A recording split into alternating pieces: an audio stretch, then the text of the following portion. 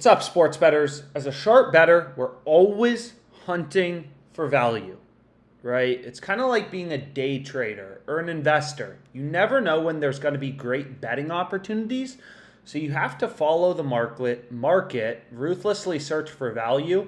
And I know I've already given out a lot of player props for today, including this 5-leg parlay, 5 picks, $750 to win 23K. So I gave out this pick in the last video I did. I got a couple more parlays, to be honest. But again, if you're placing parlays and every single play has an edge, then your parlay will have an edge. But what we're going to be doing in this video is going through my bankroll builder of the night for the NBA, right? And you can find value when you're betting on the NBA in a bunch of different ways. I don't mean to act, in any way like there's just one right way to bet on sports. All I know, is that it's all about finding value. People always say these crazy things like, oh, Vegas knows he's due to go under. I mean, it's all BS.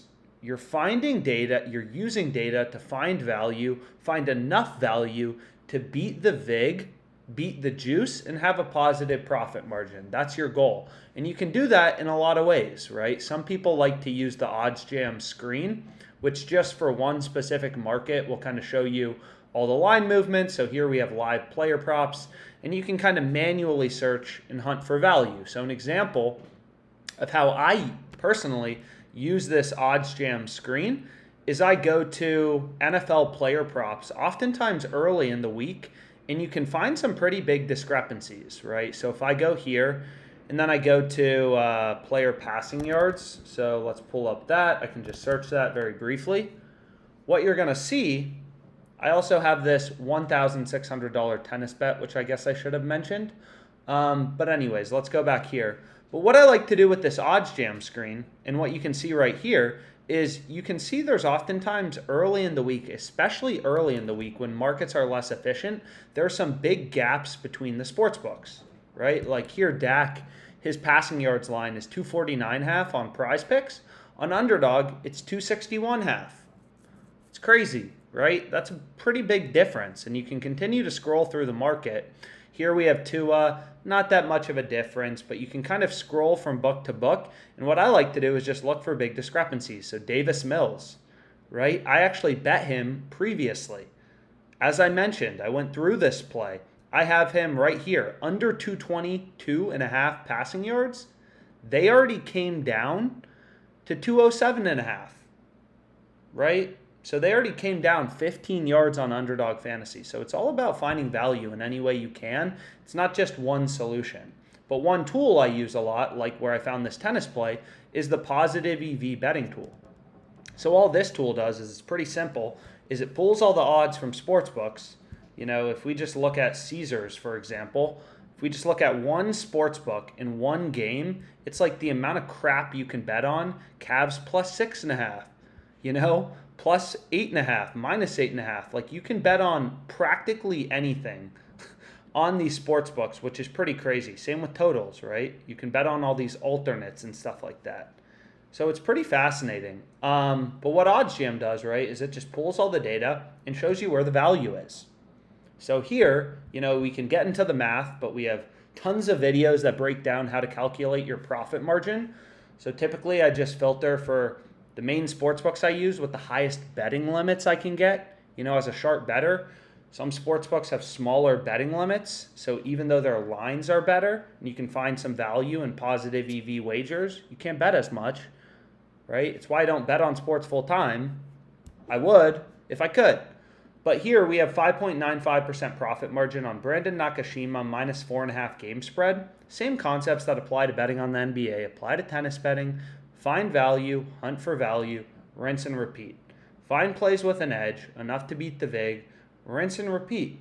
You can try to place these crazy 15-leg parlays and become a millionaire overnight. And you can try that. I don't think it's going to work because it doesn't work. It doesn't work for anyone, right? It's all about finding plays with an edge and watching your bankroll grow as time goes on because all of your bets have an edge. So this is an incredible bet, right? We got this minus 115. All these sports books, right? We have 4 sports books at minus 129. And then you have Bet Online and Pinnacle, two of the sharpest bookmakers in the world. And they're pricing this at minus 150 and minus 154. Pinnacle is well regarded as the sharpest sportsbook in the world, especially for tennis betting markets. So this is an incredible play. And this is a play that was available, so I locked it in. And you may be like, why does that matter? Well, we placed a $1,600 bet with a 6% edge. This bet has $95 in profit margin. You try to give me a $75 or, $75 for this bet, I'm going to tell you no. My bet is worth $95.20, 5.95% profit margin. The sharpest bookmakers are pricing this at minus 154 and minus 150. We're getting it minus 115. No-brainer, right? An absolute no-brainer. But anyways, let's get back to my NBA bankroll builder bet. It's Jared Allen to have an assist. Pretty simple. Guy just needs one assist. We got this at minus 194 on Caesars. Every other bookie is pricing this minus 250 to minus 273. If this isn't a no-brainer play, I don't know what you think is a no-brainer.